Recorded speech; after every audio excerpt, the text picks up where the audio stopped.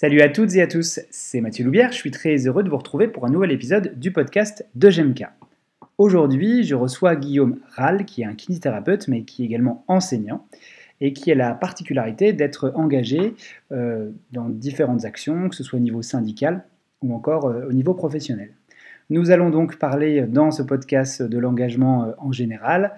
Nous allons parler de syndicats, d'ordre, de santé publique, mais également d'activités annexes et de développement pour innover dans la pratique libérale. Comme d'habitude, vous pouvez accéder à d'autres contenus, des interviews, des cours gratuits sur notre site internet www.gem-k.com, rubrique blog. J'ajoute que pour ne rater aucun nouvel épisode, vous pouvez vous abonner soit à notre page YouTube, soit à notre chaîne de podcast sur n'importe quelle plateforme d'écoute à la demande. Je vous souhaite une très bonne écoute.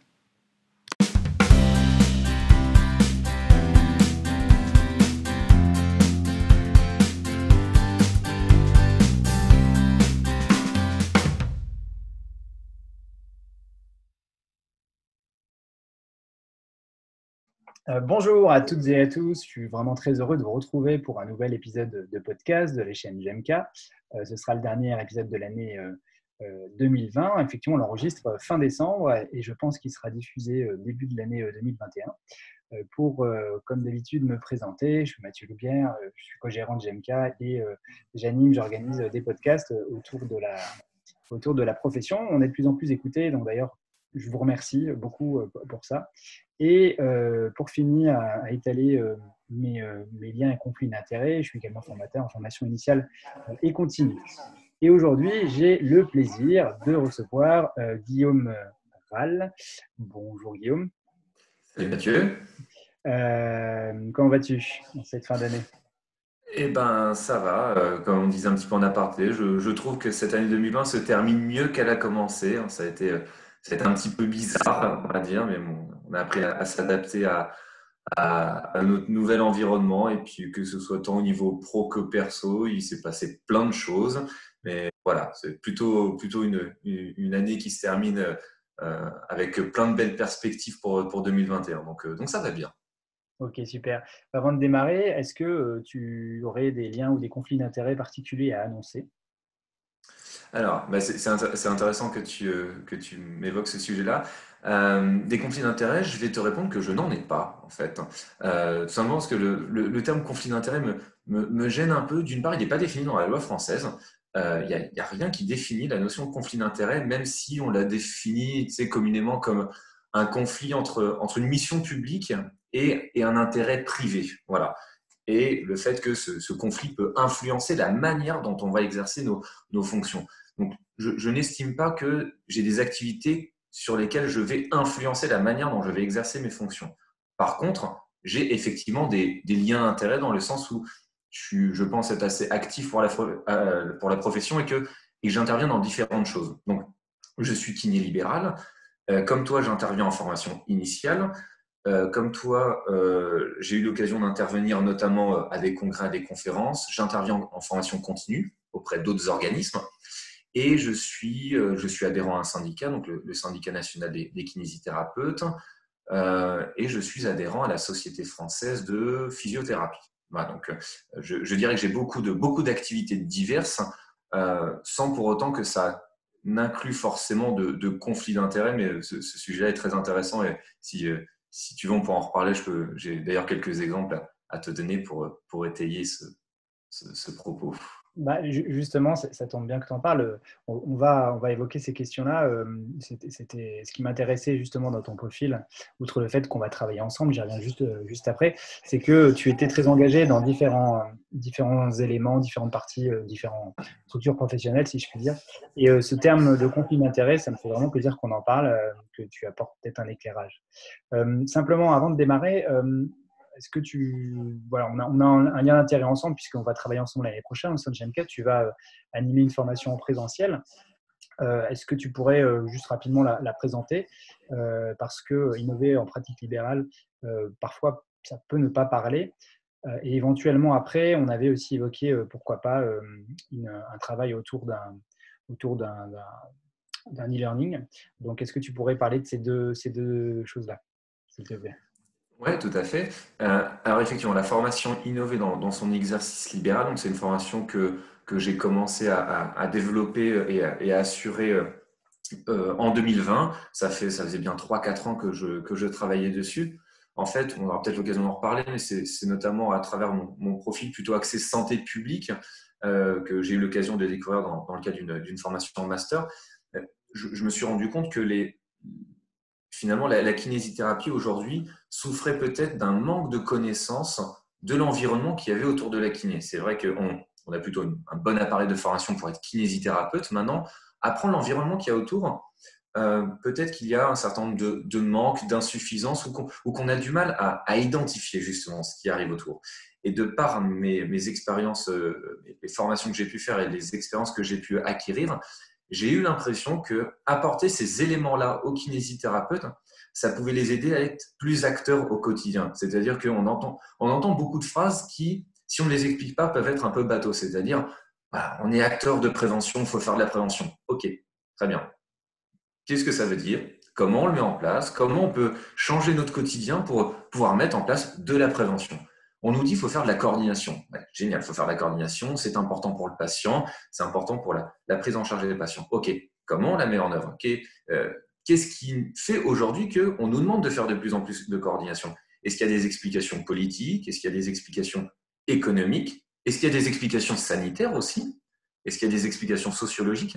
Arriver à comprendre un petit peu tout ça. Pourquoi on a des grands domaines qui font que la santé évolue, notre manière d'exercer la kiné évolue, notre manière d'exercer la santé de manière générale évolue, et même nous, en tant que citoyens, on se rend compte que la prise en charge de notre santé, elle est différente.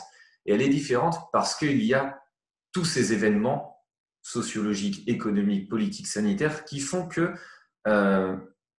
notre monde avance et que la santé avance de cette manière-là. Donc l'idée, c'est de pouvoir reposer un certain nombre de bases sur qu'est-ce que la santé publique, qu'est-ce que sont ces notions dont on entend parler au quotidien et qui font que, et ça j'aime bien donner cet exemple-là parce que c'est une réalité, je l'ai vraiment vécu, on peut trouver des articles de presse qui disent que le sommeil est un enjeu de santé publique, comme des articles qui disent que la pornographie est un enjeu de santé publique. Et ben à partir de là, on va essayer de trouver le point commun entre les deux, c'est pas forcément évident.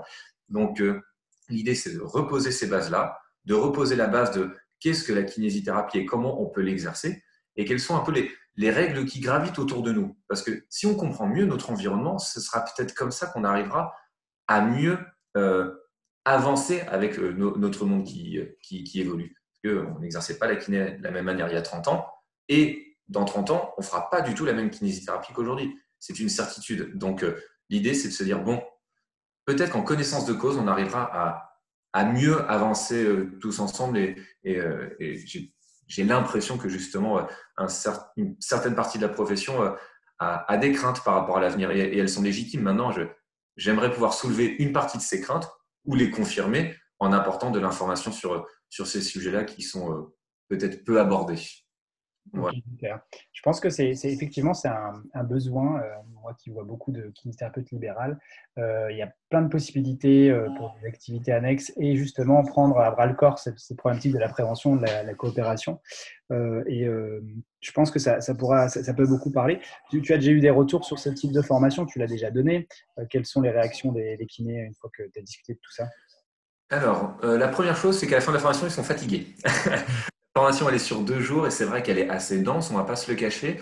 Par contre, des premiers retours que j'ai eus, j'ai l'impression que c'est ce que les gens attendaient justement. C'est-à-dire, euh, le public que j'ai eu cette année, alors c'est un public qui est déjà, on va dire, lancé dans une initiative. Je n'ai pas eu de personnes qui sont arrivées en disant, bon, bah, je viens là parce que j'avais du FIFPL à dépenser. J'en ai pas eu, même si je pense qu'il peut y en avoir, mais ils ne le déclarent jamais aux formateurs. J'ai l'impression que c'est des gens qui avaient déjà des idées, mais qui me disaient, et je suis bloqué, j'ai envie de le faire, mais je ne sais pas comment me lancer, je sais pas à qui proposer le sujet, je ne sais pas où trouver les financements, voilà, mais j'ai plein d'idées. Et finalement, à la fin de la formation, de ce que j'en comprends, c'est qu'ils me disent qu'ils se sentent mieux armés pour la mettre en œuvre. Et je t'avoue que c'était un peu le scénario idéal, c'est exactement ce que je veux apporter aux gens. Je ne peux pas créer les idées pour les autres. Et de toute façon, on est 100 000 kinés, moi tout seul, je ne vais rien changer du tout. Par contre, je suis sûr qu'il y a des centaines, voire des milliers de kinés qui ont plein d'idées au quotidien, qui en ont plein, mais qui finalement ne les mettent pas en œuvre parce que pas le temps, parce qu'aujourd'hui, on n'est pas payé à réfléchir, on est juste payé à faire du soin et on peut se payer le luxe de réfléchir à côté.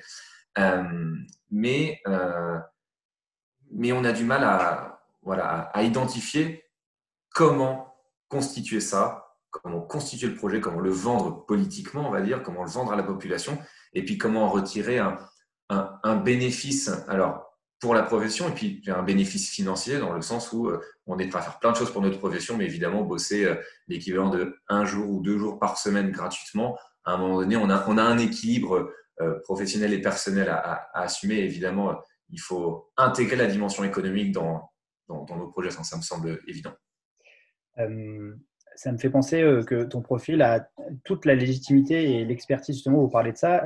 Ça fait un fil direct vers ta présentation, parce qu'on présente la formation, mais on ne t'a pas présenté. Honte à moi, est-ce que tu pourrais juste rapidement donner ton parcours? Tu as dit que tu avais fait un master en sciences, en santé publique, je vais y arriver. Voilà, je te laisse te présenter peut-être, ce qui permettra de faire le fil avec cette formation. Donc, moi, c'est Guillaume Moral, donc j'ai 29 ans, je suis kiné libéral, donc diplômé d'Orléans en 2013. Donc, aujourd'hui, école universitaire de kinésithérapie Centre-Val de Loire. Je suis toujours content de le redire parce que ça a été un beau combat pendant une dizaine d'années pour obtenir ce statut-là. À titre personnel, en une phrase, je dirais que j'adore le sport et je déteste le fromage. Voilà, comme ça tout le monde le sait. Quel dommage. Quel Pardon. dommage. Pour le fromage, j'entends. Ouais, pour le fromage, voilà, j'ai perdu beaucoup Même le d'amis comté, en disant on a le comté, on ne peut pas détester le comté, c'est pas possible. et ben on va dire que j'ai eu l'occasion d'avoir une anosmie ces dernières semaines et que finalement ça me rend service. Et sinon, donc j'ai exercé pendant un peu plus de 2 ans, donc juste après mon diplôme. En parallèle, j'ai eu un DU de statistique appliquée à la recherche clinique parce que j'avais besoin de comprendre un peu plus automatiquement les études que je lisais. J'avais l'impression que je lisais des choses super intéressantes, mais quand on rentrait dans le détail, ce que j'avais appris en formation initiale était peut-être un peu vague, ou en tout cas, moi, j'ai eu du mal à le mettre en œuvre. Donc, je me suis dit que pour démarrer un petit peu dans la formation continue, j'allais me lancer sur ce sujet-là et ça m'a bien rendu service. Et en 2015, j'ai été accepté à l'école des hautes études en santé publique pour faire un master en santé publique qui finalement s'est axé plus politique de santé publique. Donc, finalement, j'ai arrêté d'exercer entre 2015 et 2019 parce qu'à l'obtention de mon diplôme de master en santé publique, j'ai exercé auprès du syndicat national des kinésithérapeutes et auprès de l'URPS Kiné Île-de-France, mais là en tant que salarié, c'est-à-dire que j'avais un contrat de travail avec eux et donc j'effectuais des missions, qui étaient dans mes différentes fiches de poste, mais je n'étais pas adhérent. Si j'avais été adhérent à ces structures-là, ça voudrait dire que j'aurais pu moi-même décider de virer mon propre patron. Enfin, ça n'avait pas de sens. J'étais vraiment salarié et j'étais au service des adhérents des organisations. Et donc, cette expérience-là dure à peu près 3 ans, donc 2017, 2018, 2019. Ça a été terriblement instructif parce que j'ai pu justement mettre en pratique tout ce que j'avais appris en formation initiale. Et en fait, mon métier, c'était au quotidien d'aider les kinés à faire des projets, de communiquer sur les actualités et de donner une vision politique des choses. Donc, ça a été très enrichissant.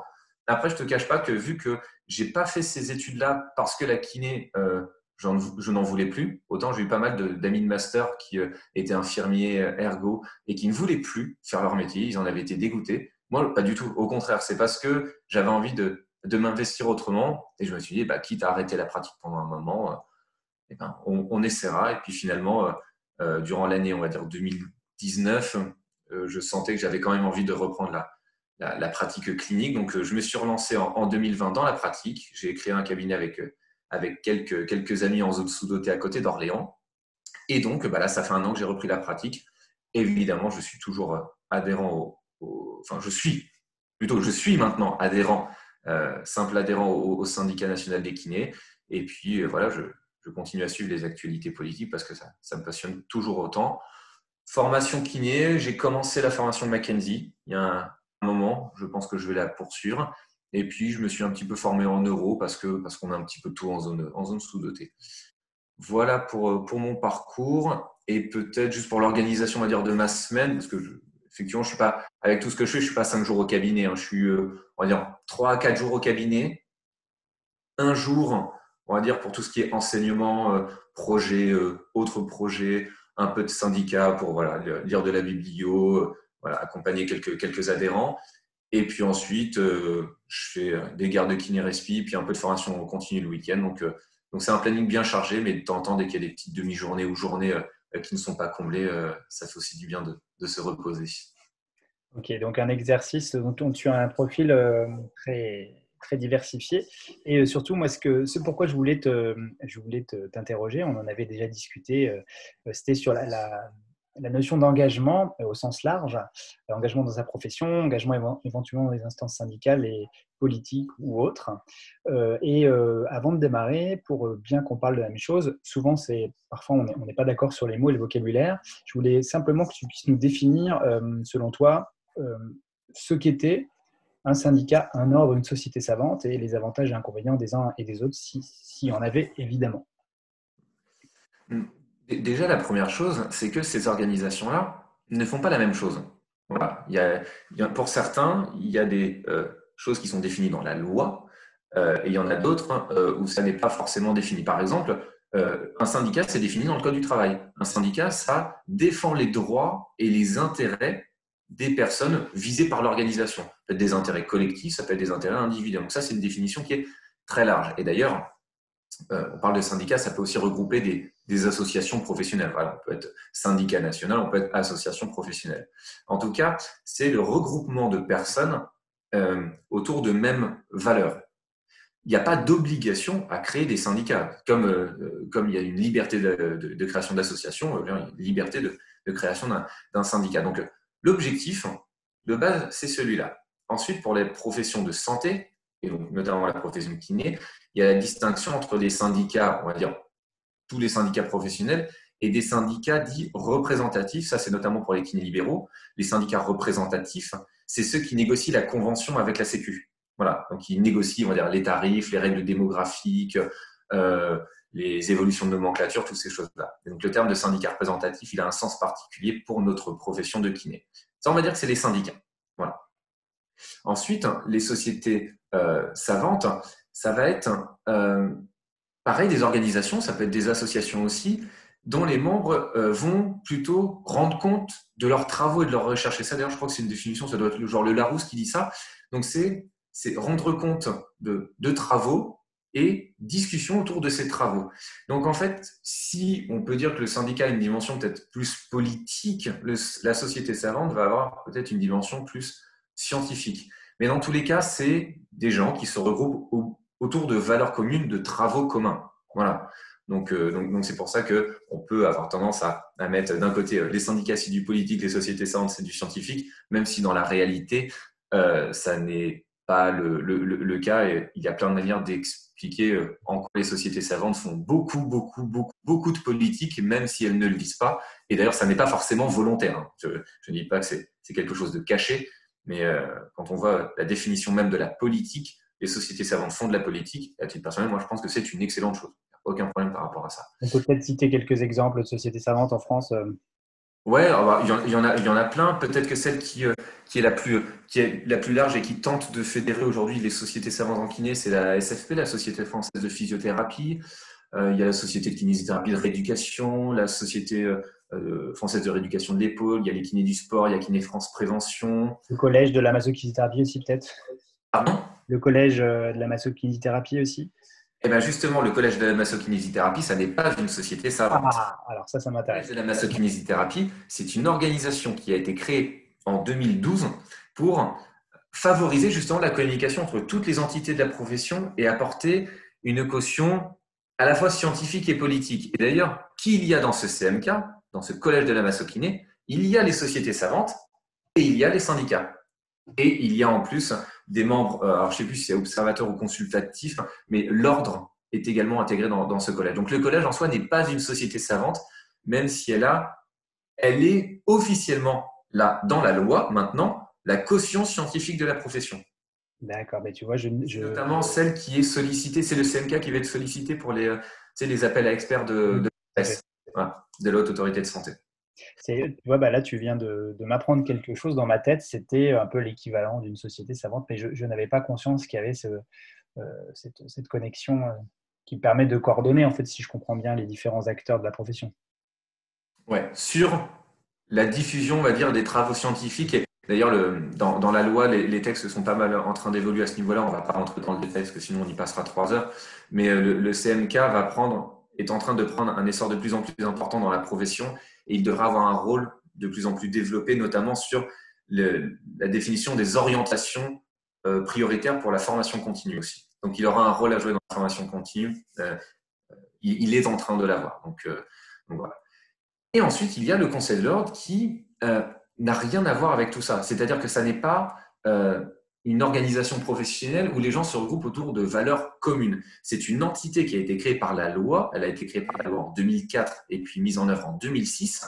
Et donc, c'est la loi qui dit qu'il y a un Conseil de l'ordre avec des membres élus, kinés libéraux, kinés salariés, une organisation qui regroupe tous les kinés avec des missions précises, c'est veiller au maintien des principes de moralité indispensables à l'exercice de la kiné. Donc, c'est-à-dire le respect des droits et des obligations professionnelles et la défense de l'honneur et l'indépendance de la profession de kiné. Donc, pour donner un exemple, alors ça me fait rire. Malheureusement, cette erreur-là peut être faite par pas mal de gens. Il y a eu quelques mois des élections pour le conseil départemental de l'ordre. Et il y a quelqu'un sur les réseaux sociaux, donc grand espace que sont les réseaux sociaux, quelqu'un qui disait alors moi je veux bien voter aux élections au Conseil de l'ordre. Par contre, qu'on soit clair, les candidats au Conseil de l'ordre, ils ont intérêt à mettre dans leur programme qu'ils défendent une valorisation de l'acte à 25 euros, de l'acte moyen kiné à 25 euros. Pourquoi pas? Seulement, ça n'est absolument pas la mission de l'ordre. Ça va être la mission d'un syndicat représentatif de la profession. Donc, c'est en ça que, on ne va pas se le cacher, tout ce que je vous dis là, j'ai mis des mois, des années à l'intégrer, et il est évident que ce n'est pas évident de se rappeler au quotidien de toutes ces missions-là. Mais en tout cas, ça reste quand même important de bien dissocier les différents types d'organisations et le fait qu'elles ont des missions qui sont différentes. Il y a également, on pourra parler aussi des URPS, les Unions régionales des professionnels de santé, mais peut-être que ça n'est pas forcément le cœur du sujet. Si jamais on a l'occasion d'en parler, on pourra. Mais voilà, donc syndicat, peut-être caution politique, on va dire, société savante, caution scientifique, et l'ordre, caution déontologique, on va dire, Oral, ouais, un petit peu. fixé voilà, par la loi. Ok, super. Bah, c'est super d'avoir fait cette mise au point, cette distinction, parce que je pense qu'il y a un élément qui est au cœur parfois des disputes entre professionnels, c'est qu'on ne parle pas des mêmes choses et comme tu l'as dit toi-même, les missions, elles sont différentes. Même si je pense qu'elles flirtent et les cercles se finissent par se croiser à un moment donné au niveau des actions. Alors, je pense que les auditeurs, ils ont compris là que tu étais quelqu'un d'engagé dans plusieurs domaines. Je voulais te poser cette question. C'est quoi être engagé selon toi et qu'est-ce que tu en fais de cet engagement? Qu'est-ce qui te fait vibrer? Pourquoi ça te plaît? La notion d'engagement, évidemment, elle dépasse largement l'engagement dans la kinésithérapie. C'est-à-dire être engagé, on peut être engagé de plein de manières. On peut faire du bénévolat dans les associations, soit des associations caritatives, associations sportives. Voilà, être impliqué dans des organisations qui ont pour but d'accompagner l'évolution de notre société, je dirais comme ça. Et pour la kinésithérapie, ça va être les sociétés savantes, les syndicats, etc. Après, à titre personnel, je dirais qu'être engagé, c'est peut-être, et d'ailleurs, c'est moi ce qui me plaît, c'est peut-être une manière de ne pas subir mon quotidien. C'est-à-dire que quand je fais quelque chose, quand je travaille, quand j'ai besoin de comprendre le monde dans lequel je vis. Donc, voilà. Et donc, c'est pour ça que je vais chercher des informations pour essayer de comprendre pourquoi on me demande d'exercer de cette manière-là. Pourquoi ça fonctionne comme ça. Et je n'aime pas subir les choses. Je n'aime pas me dire que cette décision-là, elle a été prise. Alors, évidemment, il y a plein de décisions qui ont été prises sans moi, et heureusement, mais je n'aime pas me dire que je n'avais pas la possibilité de donner mon avis. Voilà. Et que ça a été décidé de manière unilatérale, qu'il y a une personne qui ne connaît rien à mon groupe professionnel qui a pris une décision. Malheureusement, alors ça n'arrive pas toujours, il y a des très belles décisions qui sont prises, des belles décisions politiques notamment qui sont prises, mais il y en a aussi malheureusement qui sont peut-être prises parce que on n'a pas été capable de montrer ce que notre groupe professionnel est capable d'apporter à la société. Et donc, moi, c'est en ça que je suis engagé dans la kinésithérapie, c'est que, d'une part, j'ai envie d'apporter des éléments supplémentaires avec ce que moi, j'ai à apporter, et je suis convaincu que j'ai des choses à apporter, mais c'est surtout, je suis convaincu qu'on a tous quelque chose à apporter, en fait. Et c'est peut-être un peu le mal de notre profession, et c'est la frustration que j'en vois, c'est-à-dire que si on regarde le nombre d'engagés syndicaux dans les sociétés savantes, voilà, on est à quoi? En cumulant tout, on est allé à 10-15% de la profession. Et pourtant, si tu me demandes aujourd'hui est-ce qu'il y a 10 ou 15% de la profession qui est engagée, j'aurais tendance à te dire non, je suis sûr qu'il y en a beaucoup plus, mais on ne le sait pas.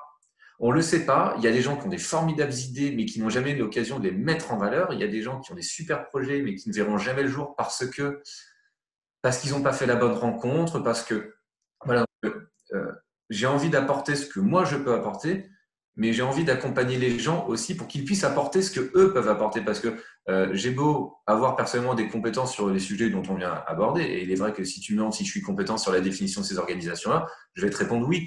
Tu me demandes si je suis un expert en neurologie, en pédiatrie, en droit fiscal ou en agriculture. Non, je suis zéro.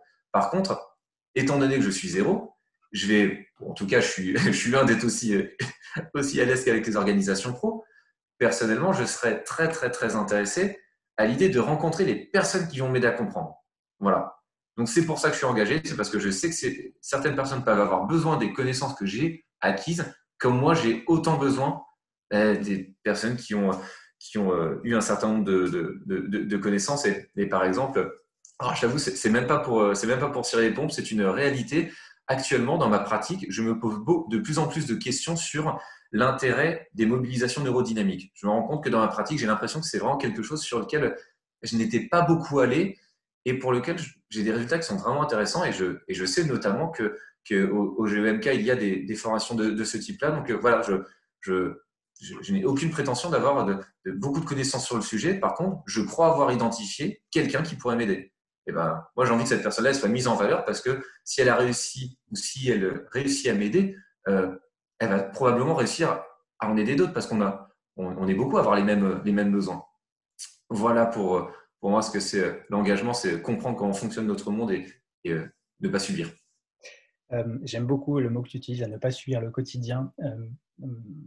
Pour parler un petit peu à titre personnel, moi j'ai la même sensation dans mon engagement auprès des étudiants, parce que je donne beaucoup d'heures de cours, c'est vraiment ce qui me fait vibrer. Et c'est vrai que je dois avouer que je trouve que d'avoir plusieurs éléments et d'être engagé dans plusieurs domaines, ça permet de garder cette espèce de petite épice dans la vie qui donne cette petite flamme, cette petite énergie. Alors c'est sûr que des périodes comme ça, c'est fatigant. On arrive en bout de course, en bout on a peut-être besoin de vacances, mais ça permet vraiment de nourrir, de donner un carburant et dans sa pratique clinique et également dans sa pratique de formation, le fait de toujours exercer. Et donc moi, je ne peux que engager les professionnels à tenter le coup, à y aller, à se former, puis pourquoi pas aller ensuite intervenir comme tu le fais ou comme je le fais dans les organismes. L'engagement, je pense que c'est vraiment de la bonne canne. D'ailleurs, pour compléter sur la formation initiale, c'est d'ailleurs un truc que je dis aux étudiants aussi parce que je trouve ça absolument passionnant. Justement, dans les cours que je fais, les cours de santé publique, on ne va pas se le cacher, c'est pas les cours où les étudiants, ils ont booké une semaine avant en se disant il faut qu'on soit là. Pas parce que les cours sont à chier, c'est juste parce que quand on arrive en formation, on est peut-être plus intéressé par de la physio, de la natte, de la patho, de la technique. Et, et tu utilisais le mot de faire vibrer, c'est exactement ça. Pareil, mon objectif, c'est pas qu'à la fin du cours, ils aient tout saisi, tout compris, mais déjà juste, s'il y a une petite lumière qui s'est allumée ou juste une petite étoile qui leur fait dire ok, j'ai compris à quoi ça servait, je sais où je peux récupérer les infos et je sais en quoi je peux être accompagné. Pour moi, on a déjà tout gagné en fait. On a déjà tout gagné. Je m'en fous qu'ils ne connaissent pas la définition parfaite d'une agence régionale de santé, alors que ça peut être un acteur important plus tard, évidemment. Mais ce n'est pas ça qui compte. Ce qui compte, comme tu dis, c'est nous, on sait ce qui nous fait vibrer, et ben, il faut qu'on les aide à trouver ce qui va leur faire vibrer eux plus tard. Et dans la formation continue, c'est la même chose finalement. Oui, exactement. Et je dirais même que moi, c'est maintenant, au jour d'aujourd'hui, que je me rends compte, à l'époque, il y a 15-20 ans, quand j'ai fait ma formation, je regrette de ne pas avoir suivi avec un peu plus d'attention certains cours, mais peut-être que je n'avais pas, je sais pas, la maturité ou en tout cas la disposition intellectuelle au moment où ça arrivait pour pouvoir me dire que c'est important pour moi parce que ça me paraissait éloigné. Du coup, on va passer à une question qui est un petit peu au centre de cet engagement que tu as. Je crois savoir qu'on n'est pas forcément d'accord sur cette question. C'est pour ça que je trouve que c'est intéressant. Euh, on en avait déjà discuté, la notion d'engagement politique ou l'engagement dans une instance. Moi, dans mon référentiel, ça me paraît compliqué d'être engagé et dans un syndicat et dans un ordre et en formation continue. C'est quelque chose que, en tout cas, à titre personnel, je me représente pas parce que je me serais dit que il y aurait des risques de collusion ou effectivement de liens d'intérêt, comme tu l'évoquais au départ. Est-ce qu'on peut évoquer cette question du mélange un petit peu des, des casquettes entre de multiples engagements? On ne va pas se le cacher, il y a pas mal de représentants syndicaux qui sont en même temps aussi à l'ordre, etc. Bon, c'est une question qui n'est pas une question, mais en gros, voilà, je vais lancer le débat. Ouais, tout à fait. Alors déjà, tu as parlé de la notion d'engagement politique. Le mot politique, en français, il n'y a qu'un mot pour le dire. En anglais, il y a 3 manières de le dire. Donc déjà, je pense que le terme politique en France est utilisé pour plein de raisons et je pense qu'il faut qu'on soit vigilant sur la manière de l'utiliser. Est-ce qu'on parle d'engagement politique dans le sens promouvoir une certaine conception de la société? Est-ce que c'est politique au sens politique politicienne, c'est-à-dire je veux développer une société ultralibérale dans laquelle je me retrouve avec un parti politique? Et c'est pas interdit, hein, mais c'est juste pas la même chose. Est-ce qu'on parle de politique de santé? Voilà, de quoi on parle? Quand on parle de politique, ça je pense que c'est la première des questions à se poser. Oui, il y a effectivement des professionnels qui se retrouvent avec un profil, on va dire, varié. Je pense qu'il y a plusieurs explications. L'une des explications, notamment pour l'ordre, elle est historique. La création de l'ordre a été une volonté politique de la profession pour avoir une régulation par les professionnels de la profession. Voilà. Donc ça a été une manière politique de défendre l'autonomisation de la profession. Qui l'a défendu auprès de l'État? Ce sont les syndicats. Donc forcément, ils ont été en première ligne pour défendre cette idée-là. Et au moment où on a créé l'ordre officiellement et qu'il a fallu constituer ça, eh bien les professionnels qui étaient pas forcément le plus à même, mais les plus prêts à cette évolution, c'était eux. Est-ce qu'aujourd'hui, parce que autant je défends ce modèle-là, autant je n'hésite pas à dire s'il y a des choses qui ne conviennent pas. Est-ce qu'il y a un problème par rapport à ça, un problème de formation, un problème de transmission, peut-être parfois un problème de clarté, on va dire, voire même de transparence? Ouais, probablement. Ça ne concerne pas du tout le monde. Oui, forcément, il y a des opportunistes, c'est une évidence, mais je ne pense pas plus en kiné qu'autre part. Donc déjà, il y a une dimension historique qui fait que ce sont les syndicats qui ont amené cette évolution de la profession. Donc forcément, quand on te demande en 2006 de créer 100 conseils départementaux de l'ordre, 20 conseils régionaux avec des élus dans lesquels tu vas devoir salarier du personnel. Salarier du personnel, ça demande une compétence. Organiser des réunions, être parfaitement à l'aise sur la définition des missions de l'ordre, mettre en place des chambres disciplinaires pour savoir réguler la profession. Évidemment que la profession s'est automatiquement concentrée sur des personnes qui avaient peut-être déjà de l'expérience. Maintenant, donc ça, moi, je n'y vois aucun problème, ça me semble complètement logique. Par contre, si ces gens-là ont pour intérêt de faire en sorte qu'il n'y ait pas d'évolution et qu'il n'y ait pas de transmission entre les générations, entre les professionnels, là, on a un problème. Et peut-être que cette situation-là existe, mais franchement, c'est ces gens-là qui peuvent avoir plusieurs casquettes. Et finalement, indirectement, j'en fais un petit peu partie. Alors, je n'ai pas de mission à l'ordre, hein. Entre guillemets, je suis juste dans un syndicat, une société savante et je fais de la formation. C'est déjà pas trop mal. Mais ce que je vois d'abord de ces gens-là, c'est des gens qui se saignent, qui sortent du cabinet, qui font des réunions de 7h à 23h, qui prennent, alors, pour lesquelles il peut y avoir des conséquences sur leur vie personnelle, on ne va pas se le cacher. Toujours dire, hein, s'ils ont des conséquences sur leur vie personnelle, ils avaient qu'à mieux s'organiser. Oui, néanmoins, ils prennent des risques pour. Donc, le fait qu'il y ait peu de personnes qui soient engagées dans la profession, tu te retrouves un petit peu coincé. C'est-à-dire que imagine que tu mets 10 ans à construire un projet, que le projet il devient national, bah évidemment que tu as envie de continuer à le mettre en œuvre. Et puis, tu vas t'arracher pour que les gens viennent t'aider. Mais si les gens n'ont pas envie de t'aider, tu vas faire quoi? Et tu ne vas pas abandonner, hein, tu vas continuer. Hein. Donc, tu peux te retrouver dans certaines situations, dans un cercle vicieux où toi, tu veux bien déléguer. Mais s'il n'y a personne qui veut t'aider, eh ben, tu es en difficulté. Donc, c'est pour ça que cette conciliation entre chose ne me gêne pas. Par contre, si tu as ces différents engagements, pour moi, la chose sur laquelle tu dois t'engager, c'est que tu dois penser au quotidien à ce qui se passera demain, le jour où tu ne seras plus là. Et il est vrai que moi, personnellement, je suis mal à l'aise avec une personne qui me dirait bah non, moi, je me vois bien là pendant 20 ou 30 ans et puis on verra ce que ça donne. Non, pour moi, penser comme ça, c'est d'abord penser à son intérêt personnel et pas à celui de la profession. Mais encore une fois, pour en croiser beaucoup, euh, ça n'est pas du tout la majorité. La majorité, c'est des gens avec qui tu parles entre 23h et 1h du matin par téléphone pour faire un point sur le fait que tu as eu un rendez-vous au ministère, que tu as eu un rendez-vous à l'ARS, que tu as eu un… Voilà. Et c'est d'abord ça, c'est d'abord les mains dans le cambouis. Et puis après, tu peux évidemment toujours en ressortir des situations un peu exceptionnelles qui elles, font la une dans les médias ou pour nous sur les réseaux sociaux. Ça, par contre, ça fait parler. Donc forcément, c'est peut-être parfois plus identifié. Et est-ce que tu pourrais juste refaire un petit point sur les syndicats? Je vais me faire pas l'avocat du diable, mais en tout cas, je vais essayer de faire le retour de certains points de vue. Tu sais, tu as toujours des gens qui critiquent en disant les syndicats, on les paye, ils pensent qu'à nous, ils ne nous font pas suffisamment bien. Et d'autres qui vont dire oui, mais l'ordre, pour ce qu'on le paye, on ne voit pas à quoi ça sert. Moi, je pense que ces organes, ils sont nécessaires et ils font avancer. Maintenant, est-ce que tu pourrais juste rappeler les grandes avancées et la belle utilité de ces deux organes? Hmm. Alors déjà, la première chose, tu vois, on parlait de notion de conflit et de lien d'intérêt. Pour moi, tu vois, là, je suis adhérent à un syndicat et pourtant, je vais parler des organisations syndicales là. Pour moi, il y aurait conflit d'intérêt où on pourrait mettre en cause si ce que je vais te répondre là valorise nécessairement le syndicat dans lequel je suis au détriment des autres. Et là, je serais d'accord pour qu'on mette en évidence le fait que bah, non, on t'a posé une question objective et tu n'as pas été capable de le faire. Voilà. Ce qui ne va pas être le cas. L'évolution de la profession, il y en a un certain nombre. Hein.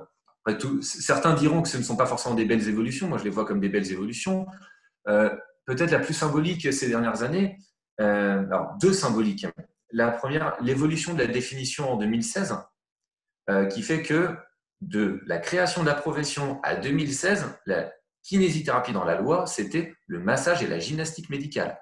Aujourd'hui, la définition de la profession, c'est la promotion de la santé, la prévention, le diagnostic et le traitement de tout ce qui est altération des capacités fonctionnelles. Donc, c'est une grande évolution de la profession. Autre évolution, la réforme de la formation initiale, qui fait que au moment de la création de la profession, on était à 2 ans. En 68, on est passé à 3 ans. En 89, on est passé à 3 plus 1 avec de plus en plus d'expérimentation en première année de médecine. Et là, maintenant, on est à 5. Donc, avec une maquette qui est beaucoup plus développée, avec beaucoup plus justement d'enseignement qui vise à montrer que la kinésithérapie, ce n'est pas que des mains sur un patient ou un appareil d'électrothérapie. Alors, je ne dis pas que les écoles ne proposaient que ça avant 2015, hein, mais tu vois bien ce que je veux dire. La réforme propose une conception beaucoup plus large, c'est-à-dire des professionnels qui utilisent on va dire une boîte à outils thérapeutique qu'ils mettent au service de leur raisonnement clinique. Voilà. Et ça, c'est une dimension qui n'était pas autant mise en avant auparavant. Donc, l'évolution de la profession, avec la définition d'ailleurs qui intègre la notion d'urgence, donc l'évolution peut-être vers un accès direct à la kinésithérapie, on peut en parler peut-être tout à l'heure. L'évolution donc de la formation initiale, le fait que la kinésithérapie aujourd'hui est une profession qui peut prescrire des dispositifs, peut-être pas assez, peut-être qu'il va falloir aller vers la prescription d'examens complémentaires, vers la prescription de certains médicaments, peut-être. Il y a eu l'évolution vers la prescription des substituts nicotiniques il y a quelques années. Il y a aussi tous les sujets en lien avec la valorisation financière. Alors, les actes de kinésithérapie ont été revalorisés plusieurs fois depuis une vingtaine d'années. Malheureusement, ils n'ont pas toujours suivi l'évolution du coût de la vie. Ce qui fait qu'aujourd'hui, malheureusement, les chiffres montrent que malgré toutes les négociations qui ont été faites, certaines années, les revenus des kinés ont baissé. Donc ça va être le rôle des organisations professionnelles de le défendre. Donc, je trouve qu'il y a eu quand même un certain nombre d'évolutions internes à la profession, avec néanmoins peut-être un certain nombre de risques, on va dire, de craintes, de dangers que je comprends complètement. mais qui vont être plus du fait peut-être de l'extérieur de la profession. On ne va pas en parler pendant 3 heures là, mais quel sera le rôle de la kinésithérapie par rapport à l'évolution de l'intelligence artificielle? Tu vois, c'est un sujet qui est vachement et sur lequel il faut qu'on réfléchisse dès maintenant, parce que si on n'y réfléchit pas parce qu'on en a peur, hein, on va se faire bouffer la tronche de je ne sais pas quelle manière.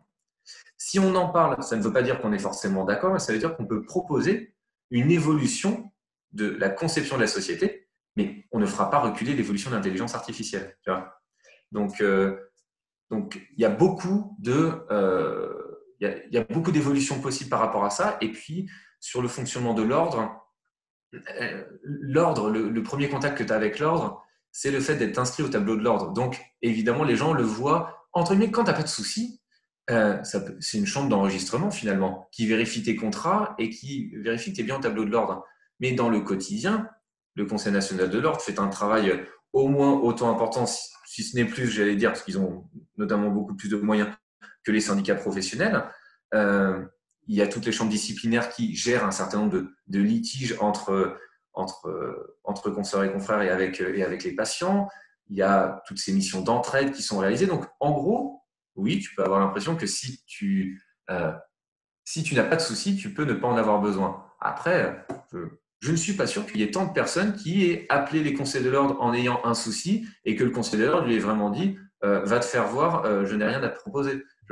Ça m'étonnerait. Donc, il est vrai que est-ce que c'est parce que la cotisation est chère et qu'ils n'en ont pas besoin qu'ils se disent bah merde, pourquoi je paye une cotisation obligatoire? Mais en tout cas, ces différentes organisations-là, pour moi, ont contribué à l'évolution de la profession positivement. Et même si elles auraient largement pu faire mieux, c'est évidemment, mais comme toujours, je suis convaincu à 99,99% que si elles n'avaient pas existé, on n'en serait pas là. Et on en serait à un niveau beaucoup plus reculé. Ça, j'en suis mais convaincu. Je suis complètement d'accord avec toi, mais pour en discuter, c'est vrai qu'il y a quelques consoeurs et confrères qui ne voient pas que l'ordre a énormément œuvré pour la reconnaissance, pour justement, j'imagine aussi le changement de statut, et d'avoir une instance ordinale qui nous chapeaute, entre guillemets, c'est une chance de développement professionnel. Et je voudrais revenir sur une question, on l'avait déjà évoquée dans une précédente discussion. Alors, tu vas me dire peut-être que je vais travestir tes mots, mais le message que j'avais retenu, c'est, tu m'avais dit, en kiné, on n'est pas bon en politique. Et en lobbying, on n'est pas super bon. Et tu me disais, c'est pour ça que ce serait intéressant qu'on développe ces champs. Et justement, être transversal entre syndicats et ordre, ça permet de développer des compétences dans le domaine justement de la politique. Je ne sais pas si c'est ce que tu avais voulu me dire ou pas. Oui, tout à fait. On pourrait développer cette idée-là?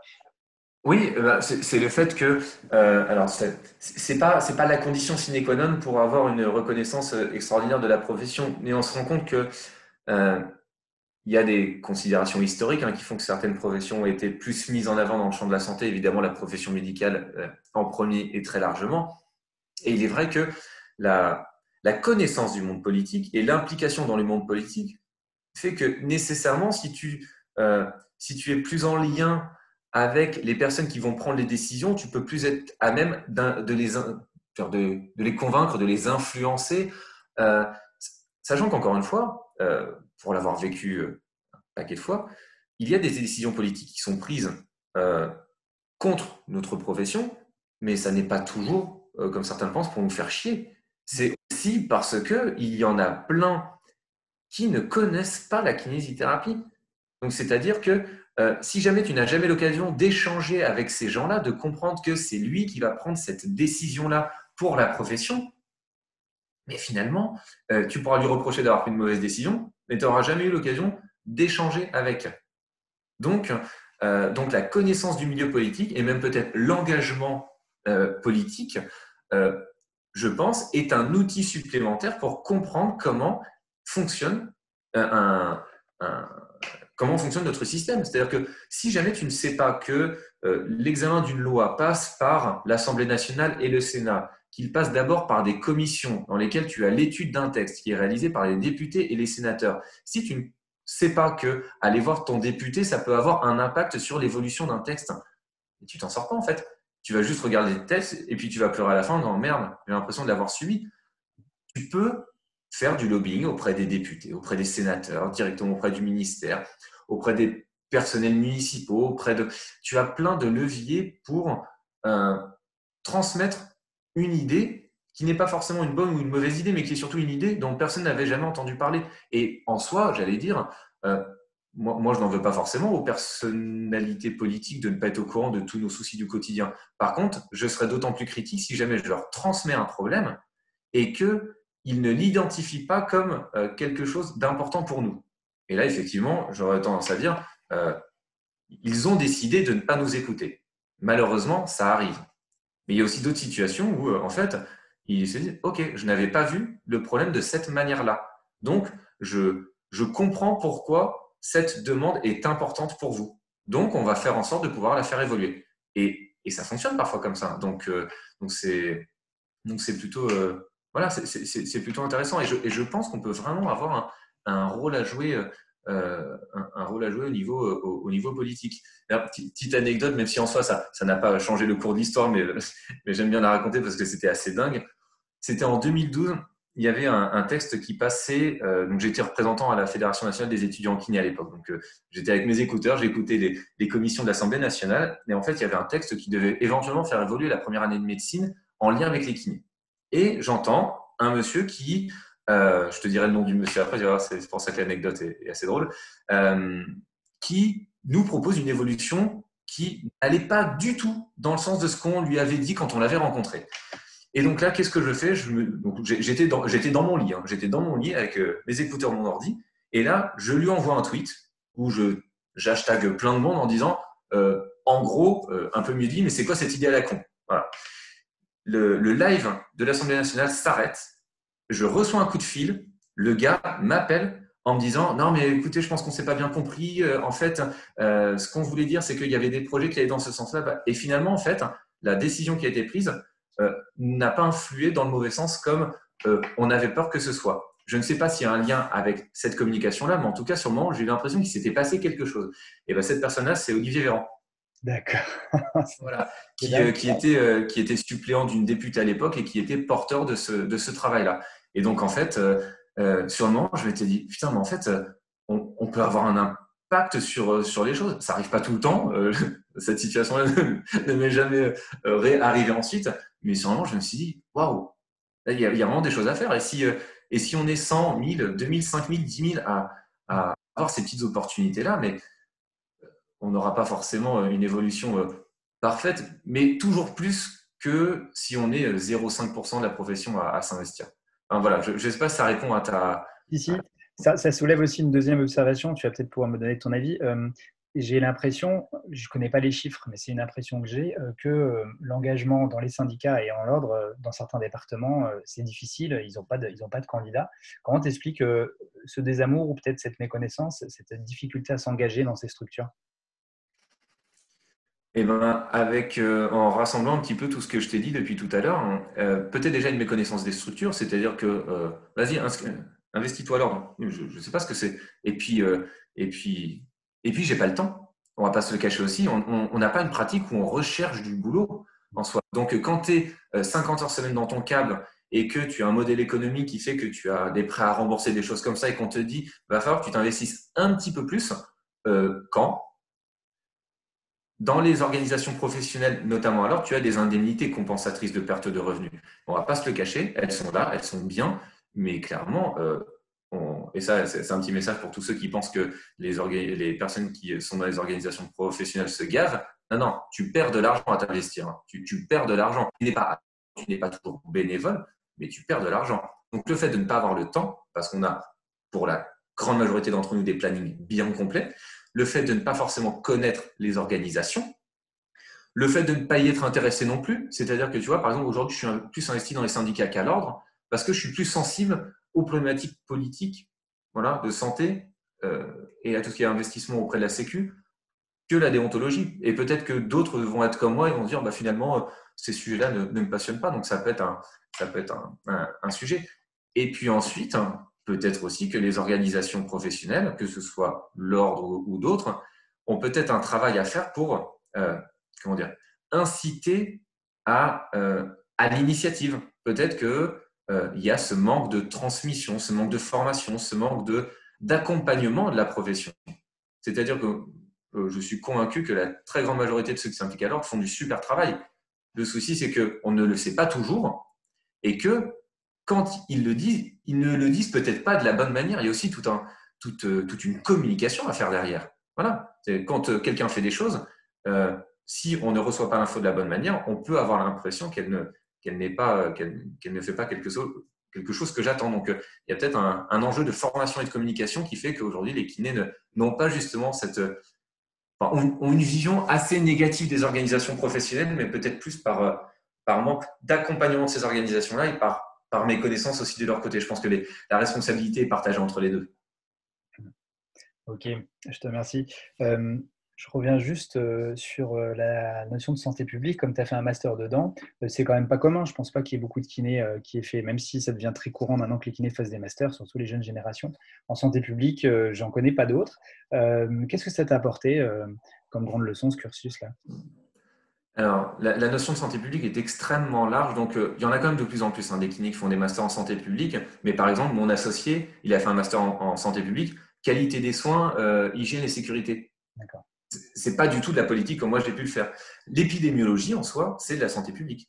La sociologie, sociologie de la santé, on peut l'identifier à un domaine de la santé publique. Donc, la santé publique n'est pas que de la politique. Par contre, je suis d'accord avec toi, je n'en connais pas, ou peut-être un ou deux, qui ont fait des masters santé publique, accès vraiment politique de santé comme moi. Effectivement, il y en a peu.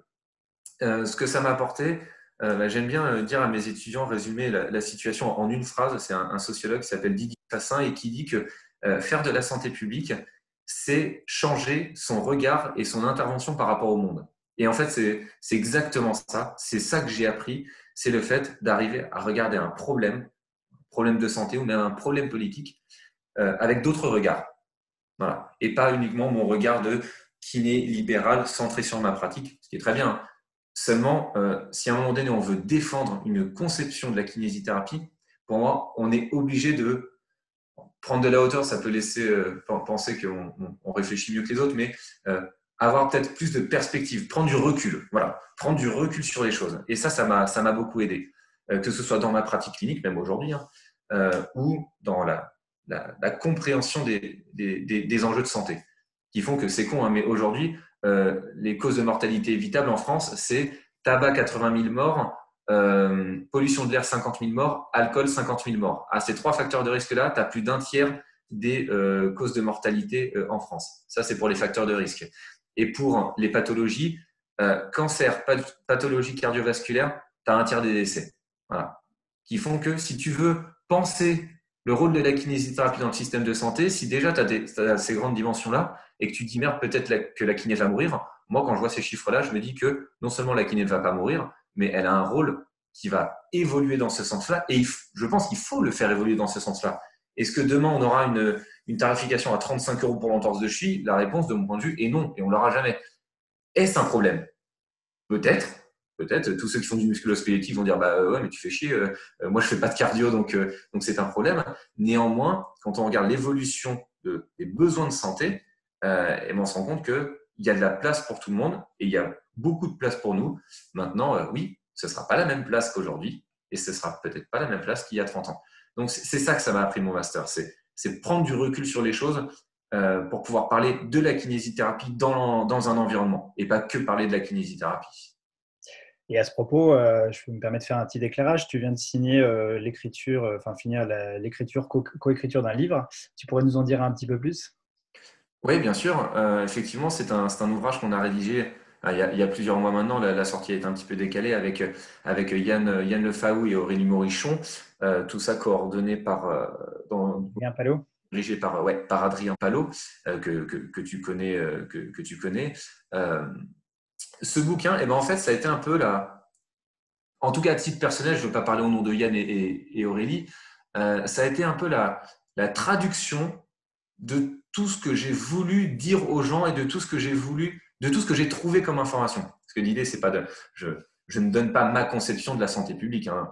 J'essaie justement de réexpliquer ce que je peux dire en formation initiale, en formation continue. Seulement, j'ai pas une heure de cours, j'ai pas un diapo. J'avais, alors pour la partie santé publique, elle fait à peu près 200 pages.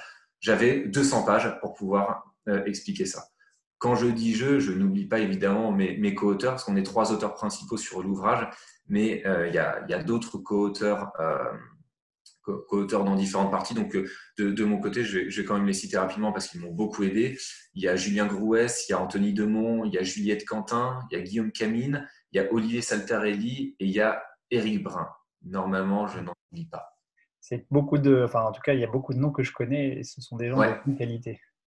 Ouais, ils m'ont vraiment bien aidé. Puis encore une fois, hein, ils m'ont aidé aussi parce que j'ai beau avoir une vision globale de la santé publique, il y a des domaines précis sur lesquels leur rédaction m'a rendu un énorme service parce qu'ils étaient excellents dans leur domaine. Donc, alors moi, mon rôle, ça a été d'écrire une grosse partie et de mettre en forme un petit peu, mais je suis loin d'avoir fait ce travail tout seul. Voilà, c'est la traduction de tout ce que je comprends du système en essayant de donner le maximum de références pour que les gens puissent s'y retrouver. Je crois qu'il sort tout bientôt au moment où on enregistre. Alors peut-être que Pardon? peut-être que quand ce podcast sortira, il sera déjà sorti, mais la sortie est prévue pour très bientôt, je crois. Ouais, c'est le 6 janvier 2021. Ok, super. Tu as parlé d'Anthony Demont et du coup, ça me fait penser à quelque chose, puisque je voulais te poser des questions d'actualité un peu générale que je pose à la plupart de mes invités. Je pense à Anthony Demont par rapport à l'accès direct et la première intention. C'est un sujet un peu chaud dans le sens où on en parle beaucoup. Est-ce que tu pourrais nous donner ton point de vue? Est-ce que c'est une avancée pour la profession? Est-ce que ça a été bien fait? Certains disent que ce n'est pas du vrai accès direct, qu'on est toujours dans une CPTS et qu'on est chapeauté encore par des médecins, donc encore un peu des agents. Est-ce que tu pourrais évoquer Est-ce que ton avis là-dessus, s'il te plaît? Bah, tu vois, si jamais si je prenais mon profil uniquement kiné, je t'aurais répondu oui, c'est bien ou non, c'est pas bien. Je vais pas commencer comme ça. Je vais justement essayer d'avoir mon regard santé publique. Je sais pas si c'est bien ou pas bien. Est-ce que ça répond à un besoin? Est-ce que le fait que le kinésithérapeute puisse avoir accès à un patient qui rentrera dans son parcours de soins, pas par le médecin, mais directement par le kiné, est-ce que ça répond à un besoin? Et est-ce que c'est efficace? La littérature internationale semble nous montrer que oui. Voilà. Et en plus, c'est vrai que c'est une opportunité d'émancipation de la profession que je trouve personnellement très intéressante. Maintenant, encore une fois, prenons le contexte dans lequel on le met en place. Le contexte, notamment, c'est la France. La France, on a un modèle biomédical qui est très ancré. Peut-être qu'aujourd'hui, ça peut engendrer un certain nombre de freins, mais en tout cas, historiquement, c'est comme ça que ça s'est fait. Donc aujourd'hui, on ne pourra pas, en tout cas, c'est mon avis, politiquement, on ne pourra jamais défendre l'accès direct sans avoir un soutien de la communauté médicale. Et justement, tu disais, est-ce que le fait de pouvoir faire l'accès direct à terme dans les CPTS, ça n'est pas un frein? J'ai envie de te dire non, pour moi, je le vois à l'inverse. C'est-à-dire que la communauté médicale, est-ce qu'elle est pour ou contre l'accès direct à la kinésithérapie? J'ai envie de te dire, aucune idée. Pourquoi? Parce que les situations sont tellement disparates que c'est au local que ça va se faire. D'ailleurs, moi, je ne suis pas forcément pour que du jour au lendemain, tous les kinés puissent faire de l'accès direct en torse de cheville, lombalgie partout en France. Je ne suis pas sûr qu'on soit tous compétents dessus. Les nouvelles promotions, normalement, elles ont été formées au diagnostic différentiel, au drapeau rouge, à toutes ces choses-là. Donc, j'aurais tendance à te dire que, éventuellement, pour les nouveaux, oui. Pour les anciens, même ceux qui disent j'ai 40 ans d'expérience et donc je peux en faire, je serais pas complètement à l'aise à prendre cette décision-là politiquement.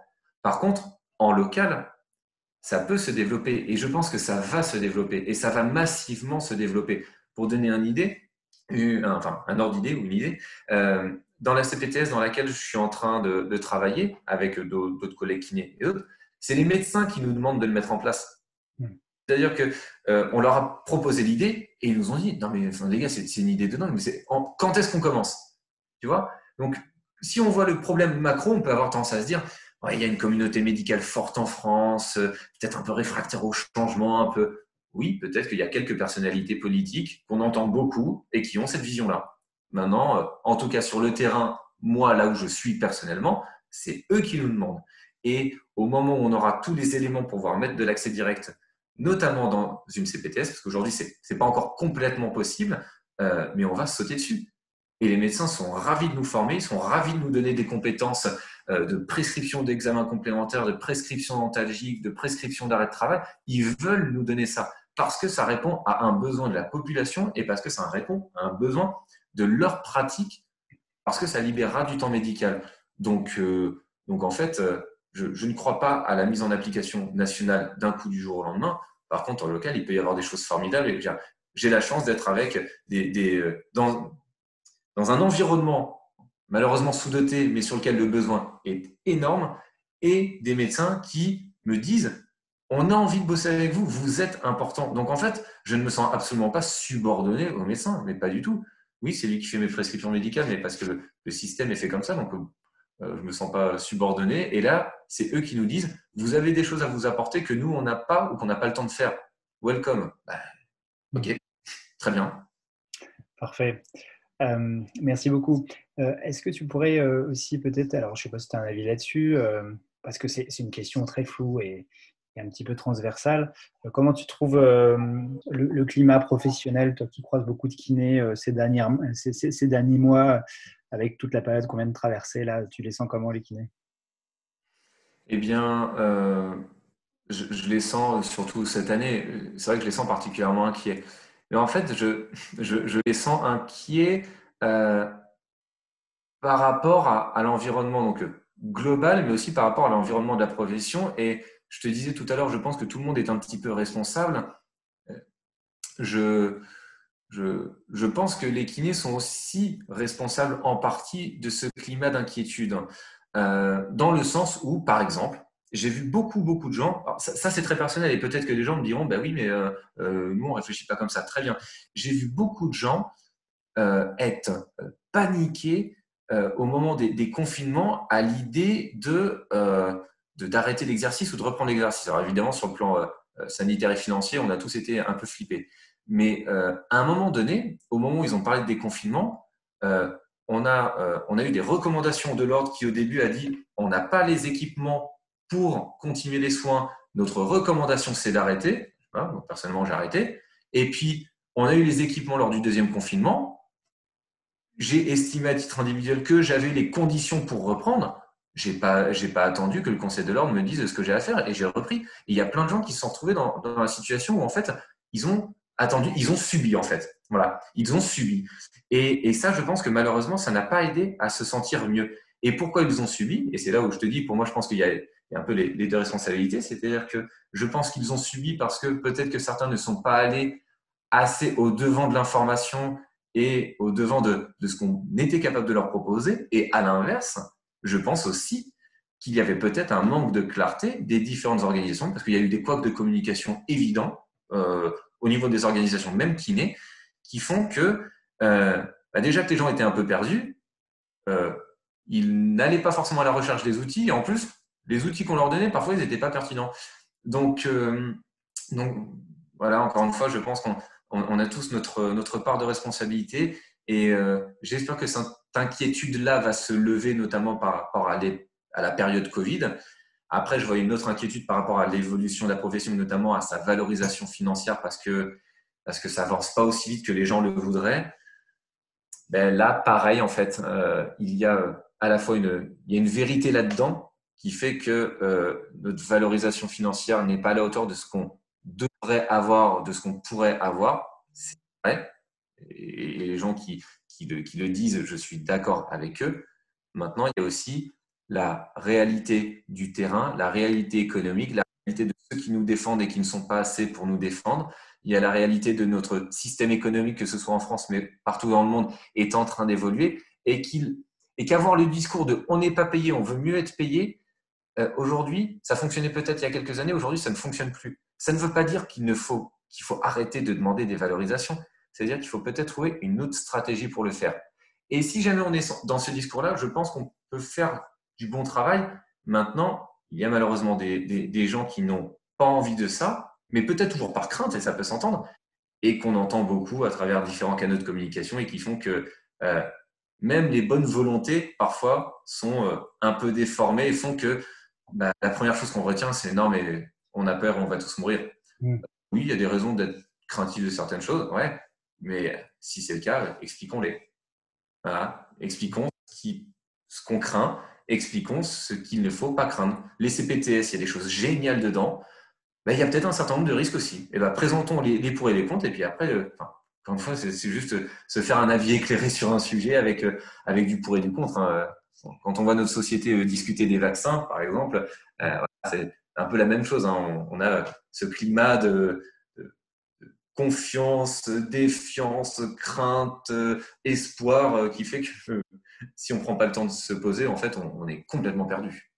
Tiens, moi, j'aurais une question pour toi qui est beaucoup plus à même de répondre que moi. J'ai l'habitude de dire, de manière exprès pour provoquer, que je trouve qu'on fait une profession où parfois en travaillant plus mal, tu gagnes plus d'argent. Pour moi, c'est un vrai problème. Comment on s'en sort de ça, du coup?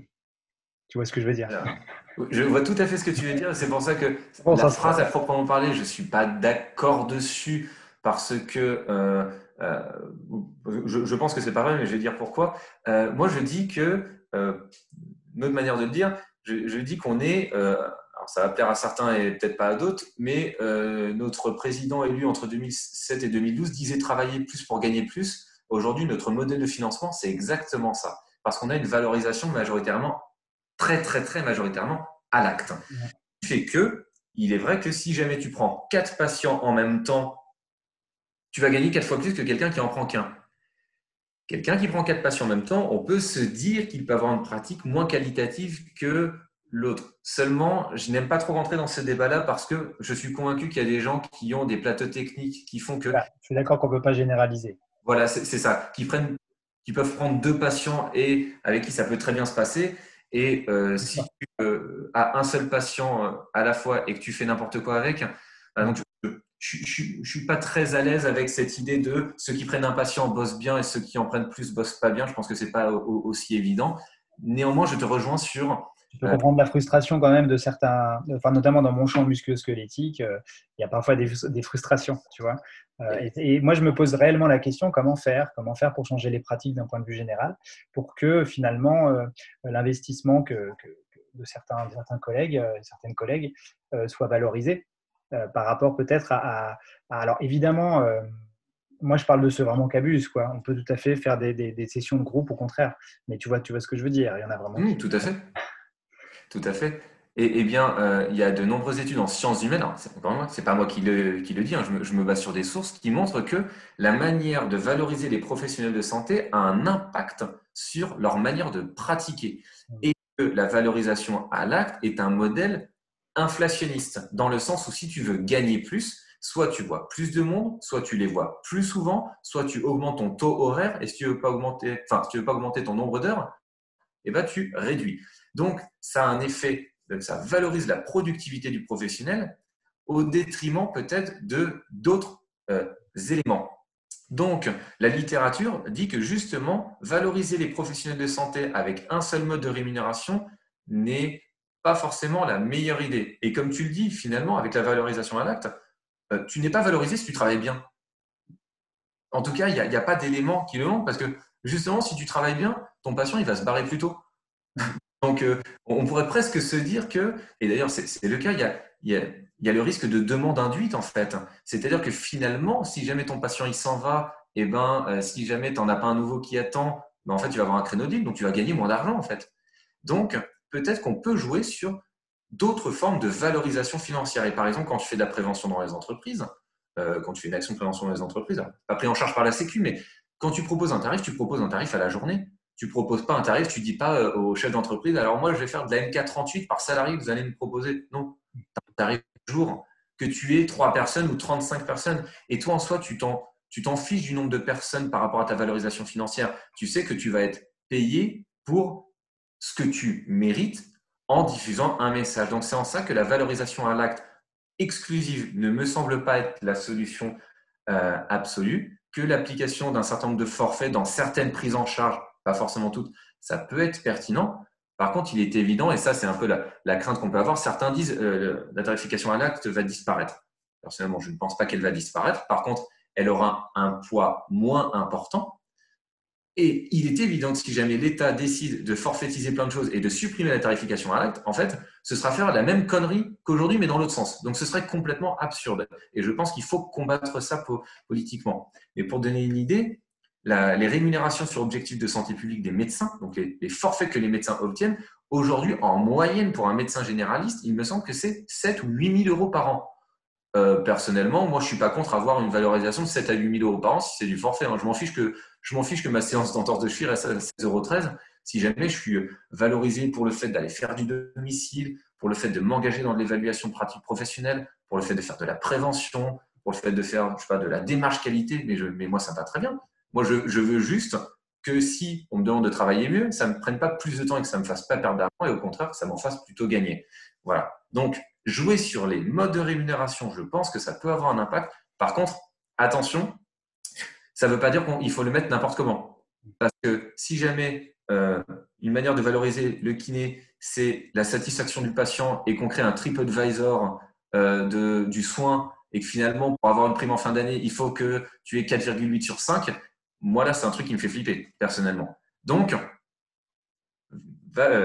mixer les modes de rémunération, ça ne veut pas dire les mixer n'importe comment. Je ne suis pas pour l'ouverture à n'importe quoi non plus. Mais que de l'acte, peut-être que c'est limité.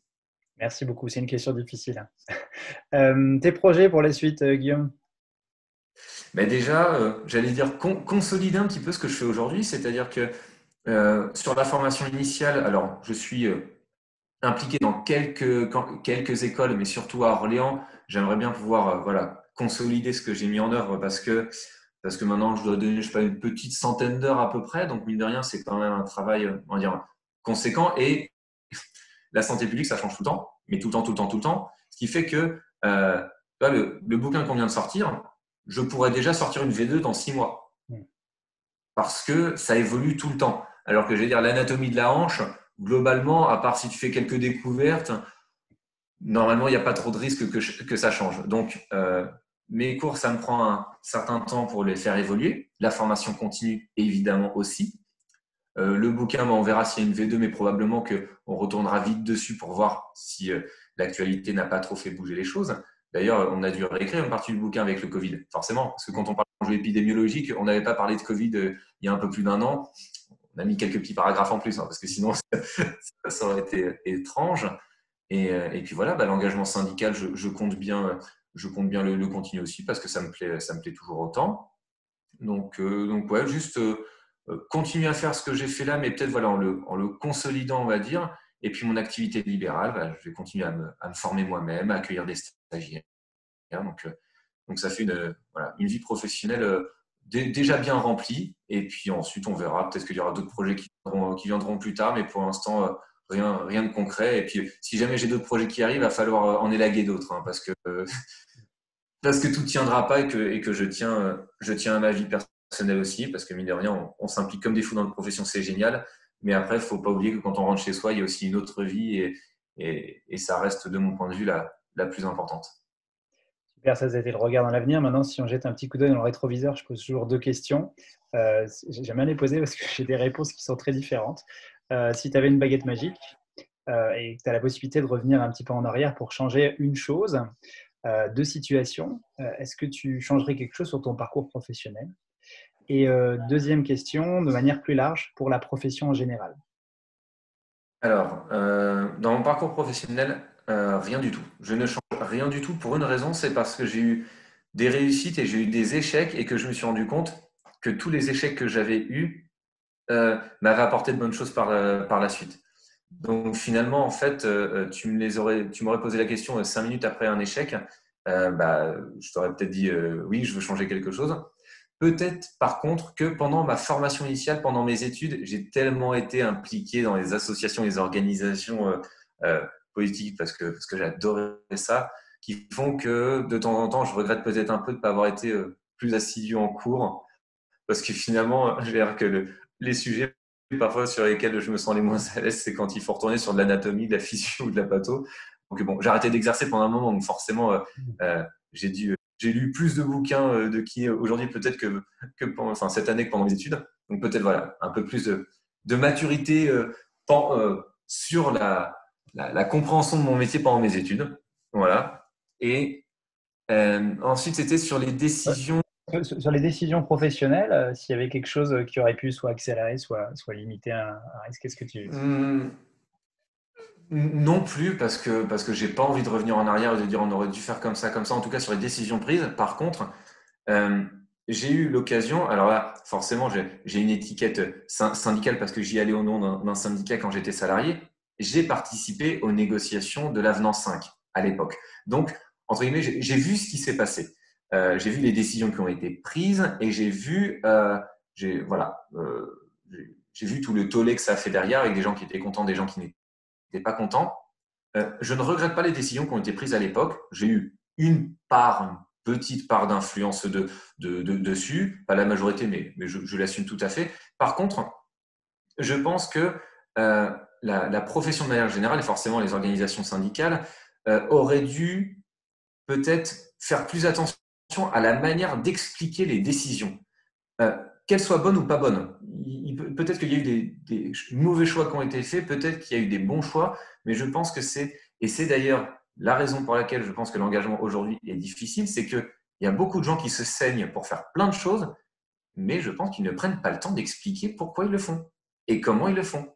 Ce qui font que d'une bonne décision, tu peux te retrouver avec des gens qui sont sur toi et qui ne comprennent pas pourquoi tu l'as fait, alors qu'en pleine connaissance de cause, les gens se disent OK. Et à l'inverse, tu peux avoir des gens qui font n'importe quoi, mais qui arrivent à bien te le vendre et pour lesquels tu vas croire que tout est beau, tout est magnifique. Donc non, je ne changerai pas de décision. Par contre, je pense que les organisations, de manière générale, doivent faire attention à la manière dont elles les décident, dont elles les appliquent et dont elles les communiquent. Voilà. Et je pense que ça sera mieux pour elles et puis pour les kinés au quotidien qui se disent mais pourquoi il y a des gens qui prennent des décisions pour moi. Eh ben, on arrive à la fin de cet entretien. Je te remercie beaucoup. C'était vraiment très intéressant. J'ai bien apprécié de discuter avec toi. Est-ce que tu voudrais rajouter quelque chose?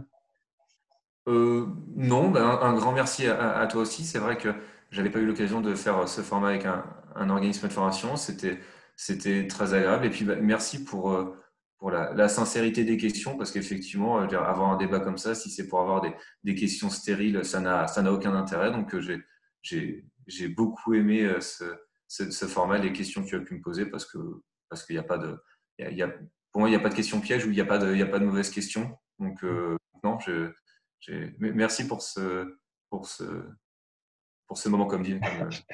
Je t'en prie, avec grand plaisir.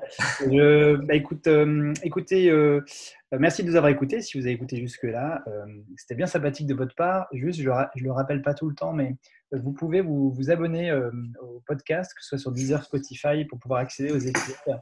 Vous abonnant, je pense à peu près 1 à 2 épisodes par mois. Alors, des fois, il y a des cours, des fois des conférences, des fois des interviews.